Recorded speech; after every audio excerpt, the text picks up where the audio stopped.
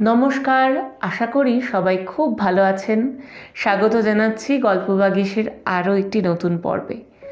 আজ আমাদের নিবেদন বাঙালির দিন রাত্রির ঠাকুর রবীন্দ্রনাথ ঠাকুরের লেখা দুর্বুদ্ধি। গল্পে যাওয়ার আগে আপনাদের কাছে বিনীত অনুরোধ, গল্পটি যদি আপনাদের ভালো লেগে থাকে তাহলে একটি ছোট্ট করে লাইক, একটা কমেন্ট এবং চ্যানেলটি সাবস্ক্রাইব করে আমাদের সঙ্গে থাকবেন। তাহলে আমরা আরও অনুপ্রাণিত হব। তাহলে শুরু করছি আজকের গল্প দুর্বুদ্ধি। ভিটা ছাড়িতে হইল, কেমন করিয়া তাহা খোলসা করিয়া বলিব না, আভাস দিব মাত্র। আমি পাড়াগে নেটিভ ডাক্তার, পুলিশের থানার সম্মুখে আমার বাড়ি। যমরাজের সহিত আমার যে পরিমাণ আনুগত্য ছিল, দারোগাবাবুদের সহিত তাহা অপেক্ষা কম ছিল না। সুতরাং নর এবং নারায়ণের দ্বারা মানুষের যত বিবিধ রকমের পীড়া ঘটিতে পারে তাহা আমার সুগোচর ছিল। যেমন মণির দ্বারা, বলয়ের দ্বারা মণির শোভাবৃদ্ধি হয়, তেমনি আমার মধ্যস্থতায় দারোগার এবং দারোগার মধ্যস্থতায় আমার উত্তরোত্তর আর্থিক শ্রীবৃদ্ধি ঘটিতেছিল। এই সকল ঘনিষ্ঠ কারণে হাল নিয়মের কৃতবিদ্য দারোগা ললিত চক্রবর্তীর সঙ্গে আমার একটু বিশেষ বন্ধুত্ব ছিল। তাহার একটি অরক্ষণীয়া আত্মীয়া কন্যার সহিত বিবাহের জন্য মাঝে মাঝে অনুরোধ করিয়া আমাকেও প্রায় তিনি অরক্ষণীয় করিয়া তুলিয়াছিলেন। কিন্তু শশী আমারই একমাত্র কন্যা, মাতৃহীনা, তাহাকে বিমাতার হাতে সমর্পণ করিতে পারিলাম না। বর্ষে বর্ষে নূতন পঞ্জিকার মতে বিবাহের কত শুভ লগ্নই ব্যর্থ হইল। আমার চোখের সম্মুখে কত যোগ্য এবং অযোগ্য পাত্র চতুর্দোলায় চড়িল। আমি কেবল বরযাত্রীর দলে বাহির বাড়িতে মিষ্টান্ন খাইয়া নিঃশ্বাস ফেলিয়া বাড়ি ফিরিয়া আসিলাম। শশীর বয়স 12 হইয়া প্রায় 13 পড়ে। কিছু সুবিধা মতো টাকার জোগাড় করিতে পারিলেই মেয়েটিকে একটি বিশিষ্ট বড় ঘরে বিবাহ দিতে পারিব, এমন আশা পাইয়াছি। সেই কর্মটি শেষ করিতে পারিলে অবিলম্বে আর একটি শুভকর্মের আয়োজনে মনোনিবেশ করিতে পারিব। সেই অত্যাবশ্যক টাকাটার কথা ধ্যান করিতেছিলাম। এমন সময় তুলসীপাড়ার হরিনাথ মজুমদার আসিয়া আমার পায়ে ধরিয়া কাঁদিয়া পড়িল। কথাটা এই, তাহার বিধবা কন্যা রাত্রে হঠাৎ মারা গিয়াছে। শত্রুপক্ষ গর্ভপাতের অপবাদ দিয়া দারোগার কাছে বেনামি পত্র লিখিয়াছে। এক্ষণে পুলিশ তাহার মৃতদেহ লইয়া টানাটানি করিতে উদ্যত। সদ্য কন্যা শোকের উপর এত বড় অপমানের আঘাত তাহার পক্ষে অসহ্য হইয়াছে। আমি ডাক্তারও বটে, দারোগার বন্ধুও বটে, কোনো মতে উদ্ধার করিতে হইবে। লক্ষ্মী যখন ইচ্ছা করেন তখন এমনি করিয়াই কখনো সদর, কখনো খিড়কি দরজা দিয়া অনাহুত আসিয়া উপস্থিত হন। আমি ঘাড় নাড়িয়া বলিলাম, ব্যাপারটা বড় গুরুতর। দুটো একটা কল্পিত উদাহরণ প্রয়োগ করিলাম। কম্পমান বৃদ্ধ হরিনাথ শিশুর মতো কাঁদিতে লাগিল। বিস্তারিত বলা বাহুল্য, কন্যার অন্ত্যেষ্টি সৎকারের সুযোগ করিতে হরিনাথ ফতুর হইয়া গেল। আমার কন্যা শশী করুণ স্বরে আসিয়া জিজ্ঞাসা করিল, বাবা, ওই বুড়ো তোমার পায়ে ধরিয়া কেন অমন করিয়া কাঁদিতেছিল? আমি তাহাকে ধমক দিয়া বলিলাম, যা যা, তোর এত খবরে দরকার কি? এইবার সৎ পাত্রে কন্যাদানের পথ সুপ্রশস্ত হইল। বিবাহের দিন স্থির হইয়া গেল। একমাত্র কন্যার বিবাহ। ভোজের আয়োজন প্রচুর করিলাম। বাড়িতে গৃহিণী নাই। প্রতিবেশীরা দয়া করিয়া আমাকে সাহায্য করিতে আসিল। সর্বশান্ত কৃতজ্ঞ হরিনাথ দিন রাত্রি খাটিতে লাগিল। গায়ে হলুদের দিনে রাত 3টার সময় হঠাৎ শশীকে ওলা উঠায় ধরিল। রোগ উত্তরোত্তর কঠিন হইয়া উঠিতে লাগিল। অনেক চেষ্টার পর নিষ্ফল ঔষধের শিশিগুলা ভূতলে ফেলিয়া ছুটিয়া গিয়া হরিনাথের পা জড়াইয়া ধরিলাম। কহিলাম, মাপ করো দাদা, এই পাষণ্ডকে মাপ করো, আমার একমাত্র কন্যা, আমার আর কেউ নাই। হরিনাথ শশব্যস্ত হইয়া কহিল, ডাক্তারবাবু করেন কি? আপনার কাছে আমি চিরঋণী, আমার পায়ে হাত দিবেন না। আমি কহিলাম, নিরপরাধে আমি তোমার সর্বনাশ করিয়াছি, সেই পাপে আমার কন্যা মরিতেছে।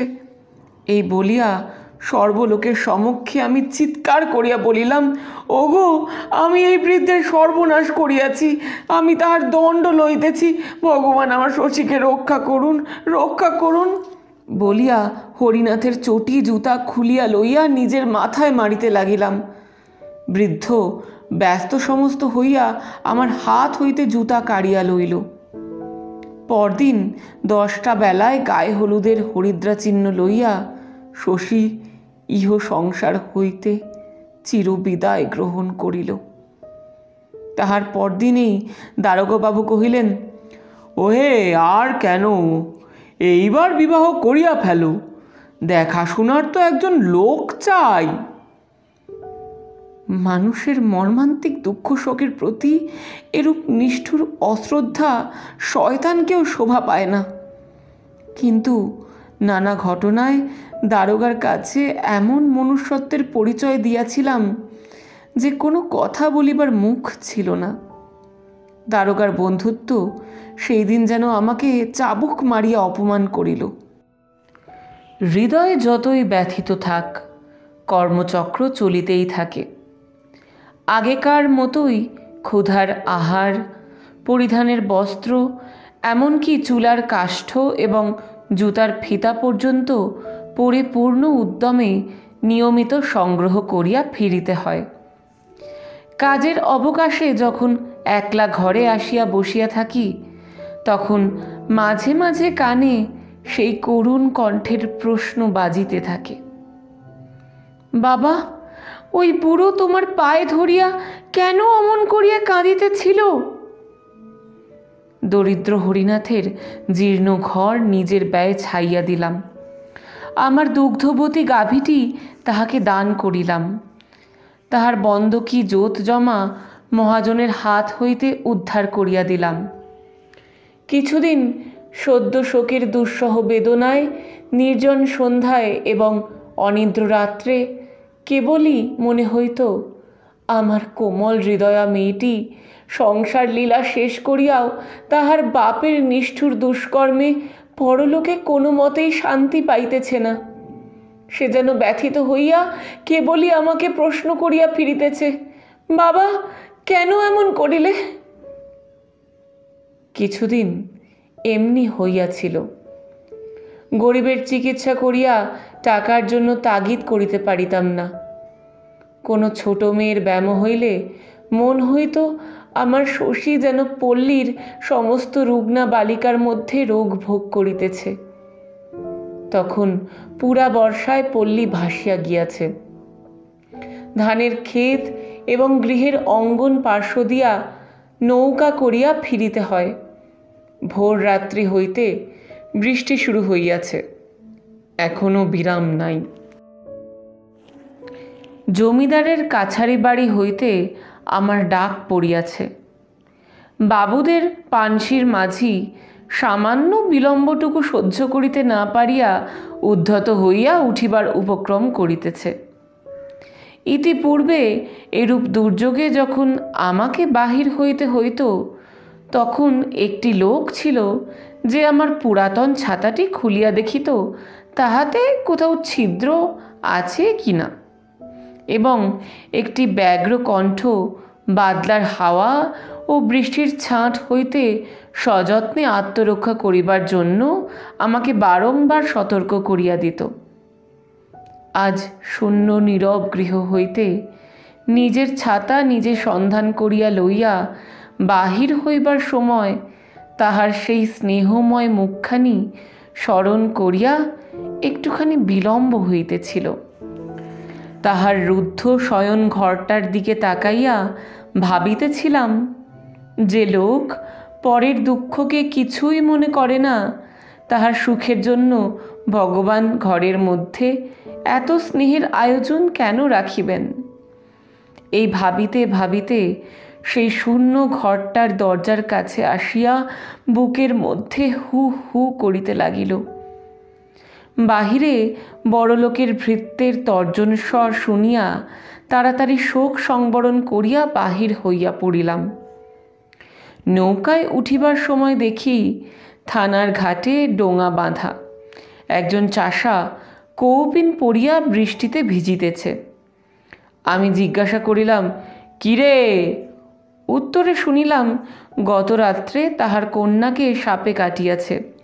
থানায় রিপোর্ট করিবার জন্য হতভাগ্য তাহাকে দূর গ্রাম হইতে বাহিয়া আনিয়াছে।